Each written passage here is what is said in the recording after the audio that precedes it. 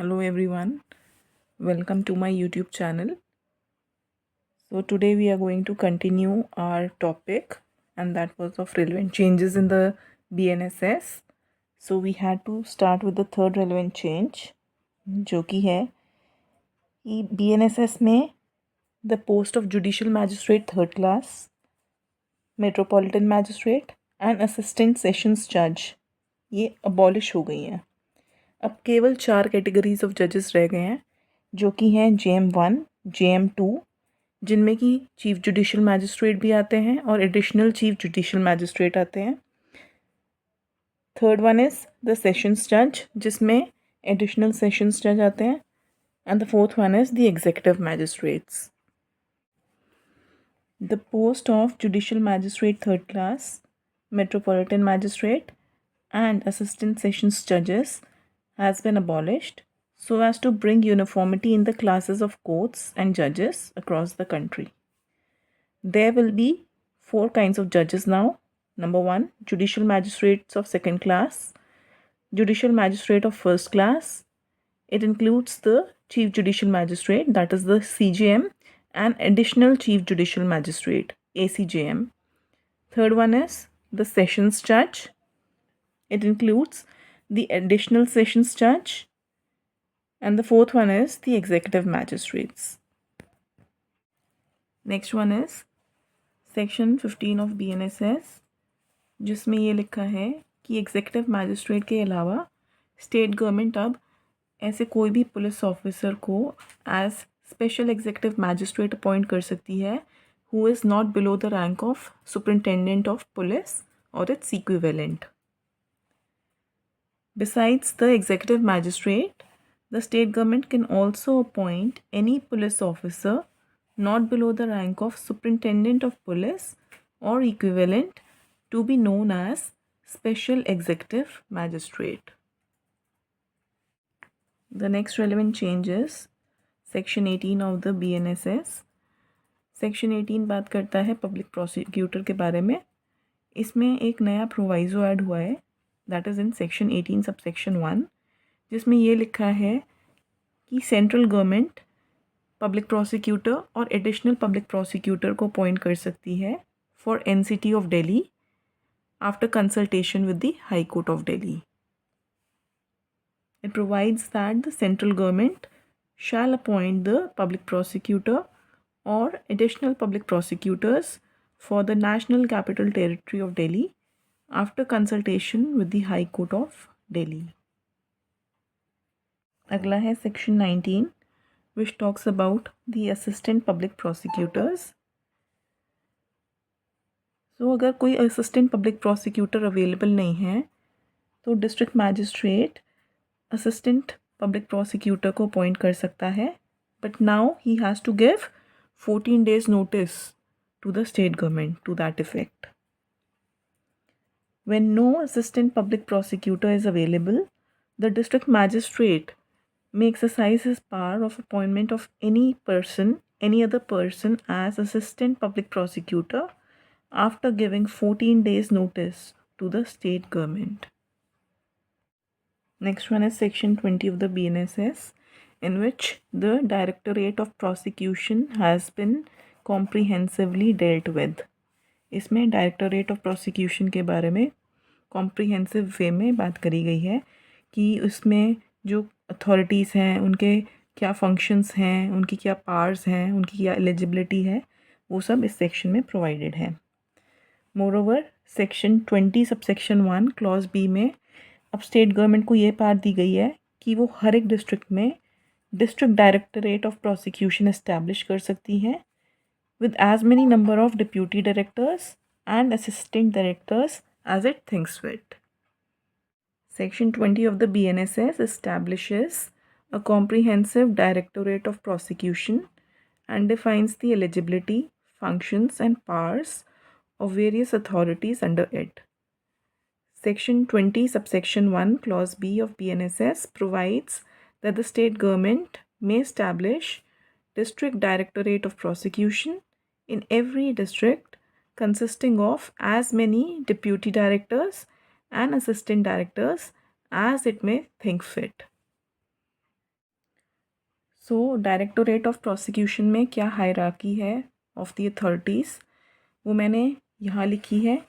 उनकी क्या एलिजिबिलिटी है वो मैंने ये लिखी है, और उनके क्या फंक्शंस हैं मैंने ये लिखे हैं। तो सबसे नीचे आता है असिस्टेंट डायरेक्टर ऑफ प्रोसिक्यूशन, इनसे ऊपर आते हैं डिप्यूटी डायरेक्टर ऑफ प्रोसिक्यूशन, और सबसे ऊपर आता है डायरेक्टर ऑफ प्रोसिक्यूशन। तो इनकी एलिजिबिलिटी जो है, डायरेक्टर ऑफ प्रोसिक्यूशन और डिप्यूटी डायरेक्टर ऑफ प्रोसिक्यूशन की एलिजिबिलिटी सेम है। That is they should have experience of 15 years as an advocate, या फिर इज़ और हैज़ बिन अ सेशंस जज। The eligibility of assistant director is practice as an advocate for not less than 7 years, या फिर is or has been a magistrate of first class. So in authorities के functions क्या हैं वो मैंने ये लिख रखे हैं। ब्रॉडली इनके फंक्शंस हैं monitoring cases, giving opinions on appeals etcetera. ये इन सब के ही फंक्शंस हैं broadly. But director of prosecution उन केसेस से डील कर सकता है जो कि पनिशेबल हैं विद ईदर डेथ और लाइफ इम्प्रिजनमेंट और imprisonment of not less than 10 years। मतलब या तो 10 साल से ज़्यादा पनिशेबल ऑफेंसेस, या लाइफ इम्प्रिजनमेंट, या डेथ से punishable cases. Deputy director of prosecution वो केसेस डील कर सकता है which are punishable with more than 7 years and less than 10 years। मतलब 7 साल से ज़्यादा और 10 साल से कम पनिशेबल केसेस को वो डील कर सकता है। असिस्टेंट डायरेक्टर ऑफ प्रोसिक्यूशन वो ऑफेंसेस से डील कर सकता है जो कि पनिशेबल हैं विद लेस देन 7 years। अगला रेलेवेंट चेंज है सेक्शन 23 BNSS में, जो कि था section 29 CRPC। That is the sentences which the magistrates में पास। Judicial magistrate first class that is JM1 CRPC में इम्पोज कर सकता था फाइन 10,000 तक का, जो कि अब बढ़ के हो गया है 50,000 तक का। Similarly judicial magistrate second class और JM2 CRPC में फ़ाइन इम्पोज कर सकता था 5,000 तक का, जो कि अब बढ़ के हो गया है 10,000 का। इसके अलावा ये दोनों ही मैजिस्ट्रेट्स अब community service as a punishment भी इम्पोज कर सकते हैं। तो कम्युनिटी सर्विस क्या होती है? कई बार कोर्ट पनिशमेंट में कम्युनिटी सर्विस दे देती है, जिसका मतलब होता है कि आपको कुछ ऐसा काम करने को बोल देती है कि जो कि सोसाइटी के बेनिफिट के लिए होता है, कम्युनिटी के बेनिफिट के लिए होता है। For example planting of trees, and for which the person is not entitled to get any remuneration. These two classes of magistrates, that is the JM1 and JM2, have also been empowered to impose community service as a form of sentence.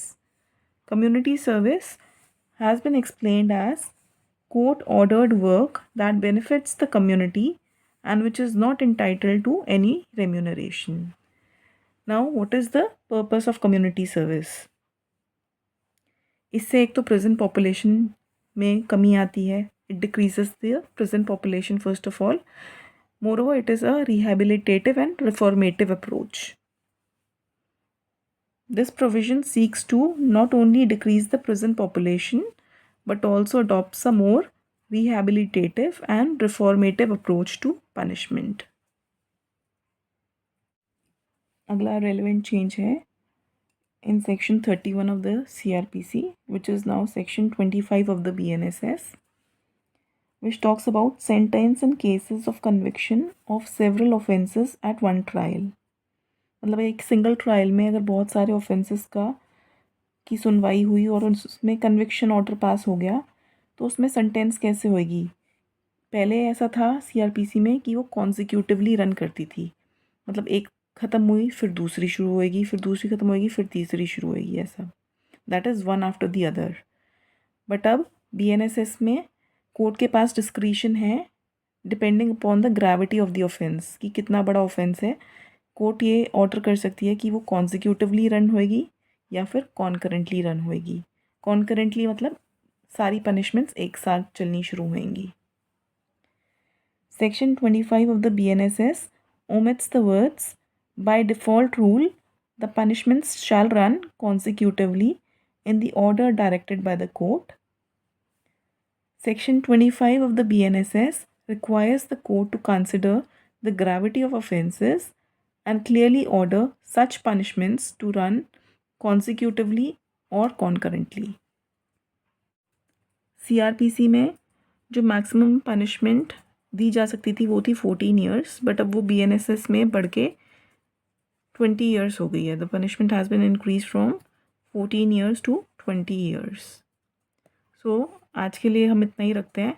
इसके अलावा और भी बहुत सारे relevant changes हैं जो कि हुए हैं BNSS में. हम आगे की हमारी वीडियोस में कवर करेंगे वो. Stay tuned and till then bye and take care.